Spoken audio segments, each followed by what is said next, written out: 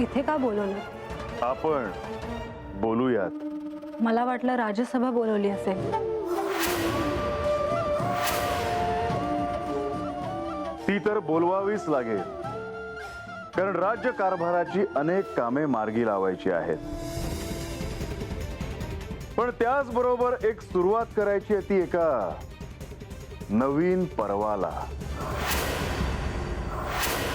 म्हाळसा, तूच म्हणाली होतीस ना की मी तुझ्यावर अन्याय केला आहे म्हणून. मी म्हणाले म्हणून तुम्ही हे करता आहात की माझं तुझ्यावर जन्मजन्मांतरीचं प्रेम आहे म्हणून.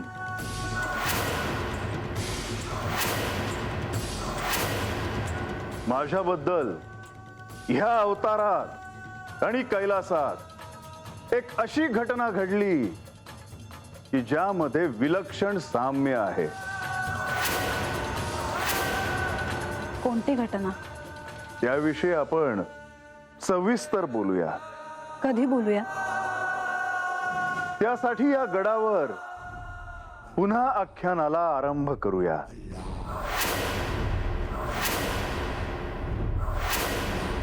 ज्यात पार्वतीची आणि गंगेची कथा तुला श्रवण करायची आहे. पण त्यांनी काय साध्य होणार आहे? ह्यावेळी सत्य काय आहे हे तुला सांगण्याचा मी प्रयत्न नाही करणार, तर कोणता मार्ग निवडावा केवळ ह्यासाठी मी निर्देश करीन.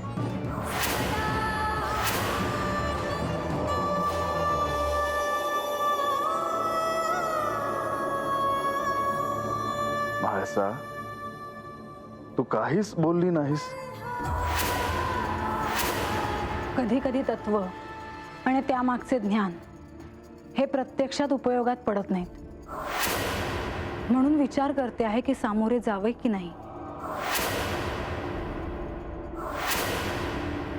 निर्णय तुझा आहे, विचार कर. मी आग्रह नाही करणार, कारण तो माझा स्वभाव नाही.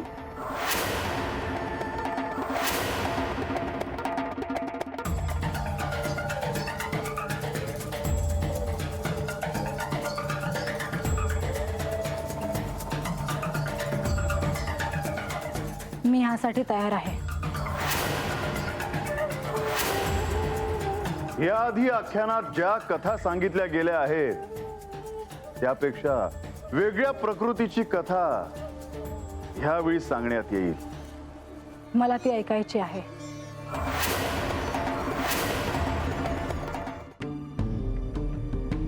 याचेच आख्यान मांडावे, म्हणजे त्यातून प्रेरणा घेऊन श्री म्हाळसा देवी बाणाईचा स्वीकार करतील. आता मला तुमचं कार्य लक्षात आलं, परंतु त्यासाठी नारद मुनींशी बोलावं लागणार आहे आणि त्यांना समजावून सांगावं लागेल.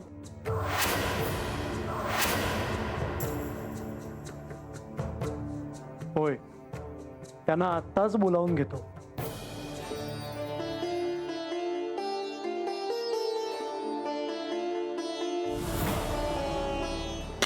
नारायण नारायण.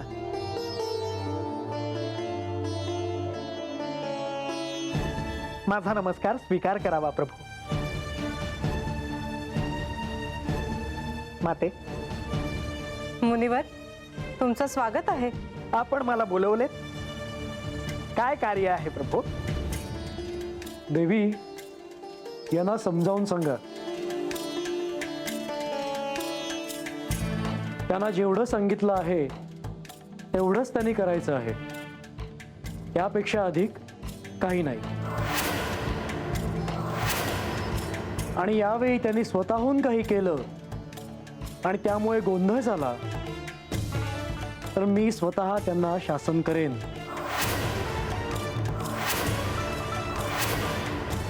माझ्याकडून असे काहीच घडणार नाही प्रभू. उलट जे कार्य करायचं आहे त्यासाठी आपला आशीर्वादच हवा आहे.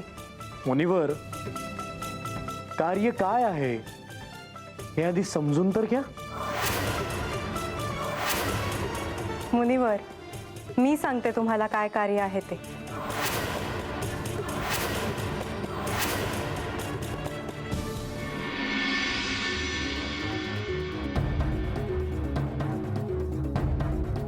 काळजीत दिसतंय सा. काय झालं?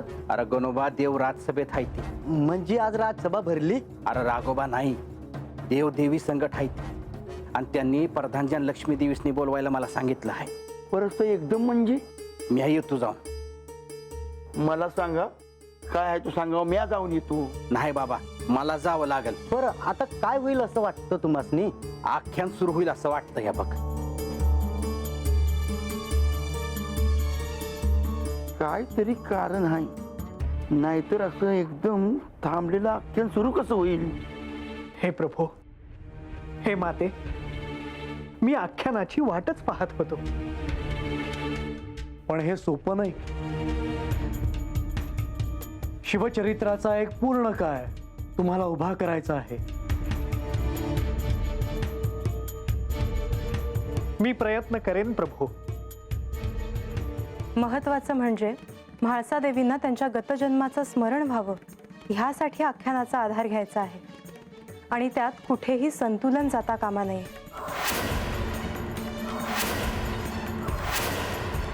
परंतु गंगा मातेचे श्री महादेवांवर जे प्रेम होते त्याचा श्री पार्वती देवींना रागच होता.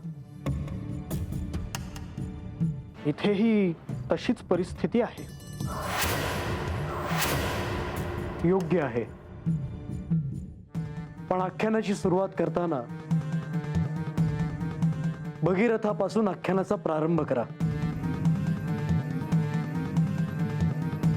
गंगेचं महत्व सर्वांना कळेल. जशी आज्ञा प्रभू.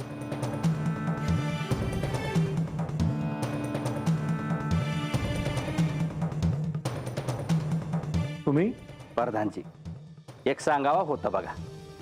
देवानी तुम्हासनी बोलिवलं आहे. देवांसोबत कोण कोण आहे? कोणी नाही, म्हाळसा देवी आहे ती आणि देव राजसभेत आहेत बघा. या तुम्ही. येतो मी.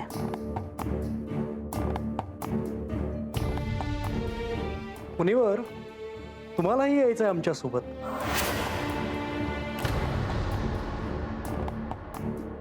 मी काय म्हणतो की मी आता थेट आख्यानाला चालू असतो. परंतु एवढं भय बाळगण्याचं काय कारण मुनिवर? मला श्री म्हाळसा देवींच्या प्रश्नांचे भय वाटते. मी काय म्हणेन आणि त्यातून काय गोंधळ होईल हे काही सांगता येत नाही. मुनिवर, मी सोबत आहे, चिंता नसावी. कार्य निश्चित होत आहे.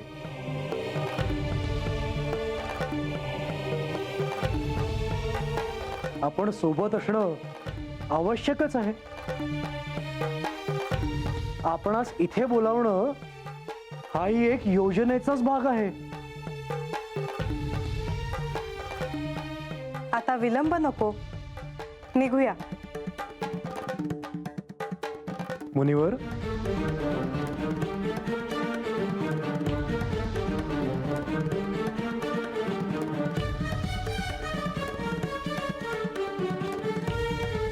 नारायण.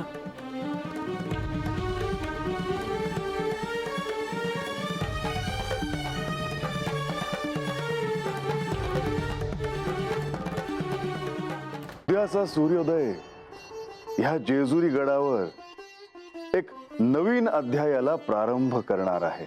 नवा दिवस, नवा अध्याय, नवी आशा आणि या आख्यानातून मला माझ्या मूळ स्वरूपाचे स्मरण होईल असा मला ठाम विश्वास आहे.